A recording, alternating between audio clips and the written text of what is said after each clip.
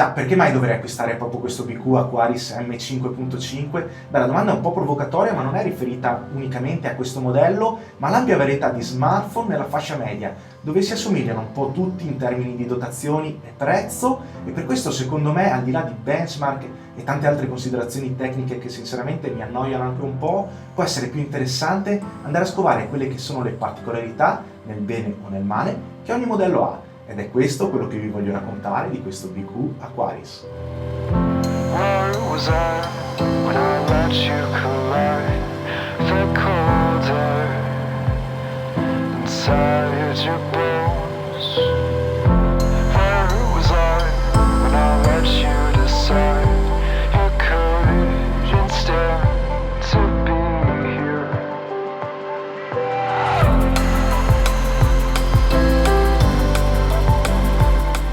Se mi conoscete già da un po', avrete capito che io preferisco raccontarvi l'esperienza di utilizzo quotidiana piuttosto che addentrarmi in tecnicismi, ed è quello che farò raccontandovi la mia esperienza di una quindicina di giorni insieme all'Aquaris M5.5, uno smartphone prodotto dalla spagnola BQ, un terminale di fascia media, un terminale dalle dimensioni importanti, ben 5,5 pollici di diagonale, con 162 grammi di peso e uno spessore di soli 8,35 mm,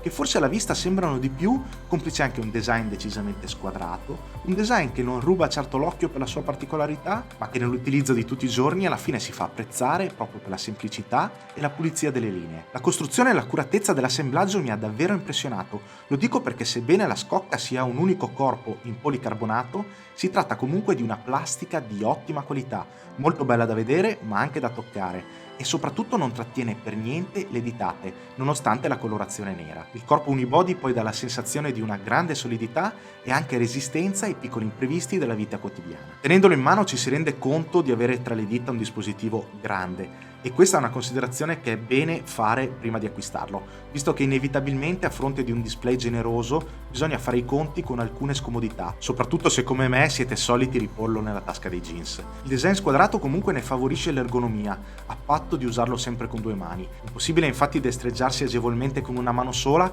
e purtroppo non è presente alcuna funzione che aiuti in tal senso. Il display, come vi dicevo, è generoso e mi viene da dire anche onesto. È un Full HD 400 ppi con tecnologia Quantum Color Plus, un pannello dai colori abbastanza brillanti, dotato di una luminosità automatica sufficiente anche all'aperto e con una definizione soddisfacente, insomma quello che ci si potrebbe tranquillamente aspettare in questa fascia di prezzo. Molto buona devo dire è la dotazione hardware, visto che siamo davanti a un dispositivo 4G Dual SIM, con processore octa-core, 2 GB di RAM, 16 di memoria espandibile con micro SD, GPS, supporto OTG e anche NFC. Il sistema operativo a bordo è Android Lollipop in versione stock. Quasi nulle sono infatti le personalizzazioni e tutto sommato a mio parere è un bene, in quanto nonostante vi sia un processore octa-core e 2 GB di RAM, il dispositivo dà l'impressione di avere una configurazione per così dire tagliata su misura, nel senso che appena si prova a tenere un po' troppe applicazioni aperte in background o a spingere un pochettino nell'utilizzo si va incontro a qualche rallentamento,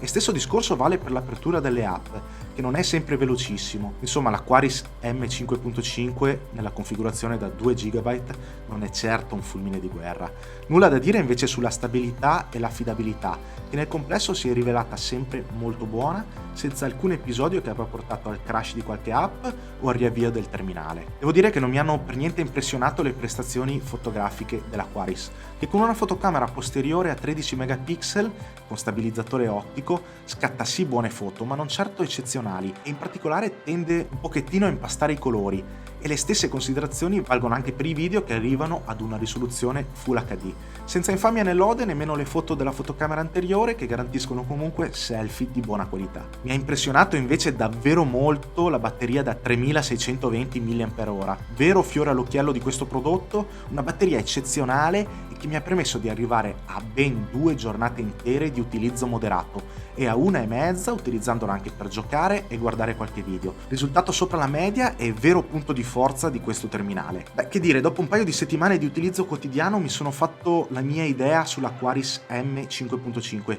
Un dispositivo che potrebbe forse dare qualcosina di più, ma che nel complesso è equilibrato e perfetto per chi ha bisogno di un terminale solido ed affidabile, facendo conto di un sistema operativo stabile e senza troppi fronzoli, e soprattutto di una batteria che con la sua ottima autonomia fa dimenticare qualche alto e basso dal punto di vista delle prestazioni. Una buona costruzione e il fatto di poter godere di un'assistenza sul territorio italiano e ben 5 anni di garanzie sono altri 3 buoni motivi da valutare e che giustificano un prezzo tutto sommato giusto per ciò che Aquaris M5.5 è capace di offrire. Ma ovviamente sono sempre impaziente di sapere da voi che ne pensate di questo BQ Aquaris, ma anche naturalmente del mio video. Se volete supportarmi, come sempre potete farlo con un bel mi piace, con una condivisione o iscrivendovi al canale. Grazie, un saluto da Manuel Agostini e ci vediamo sempre qui su pensaremac.it.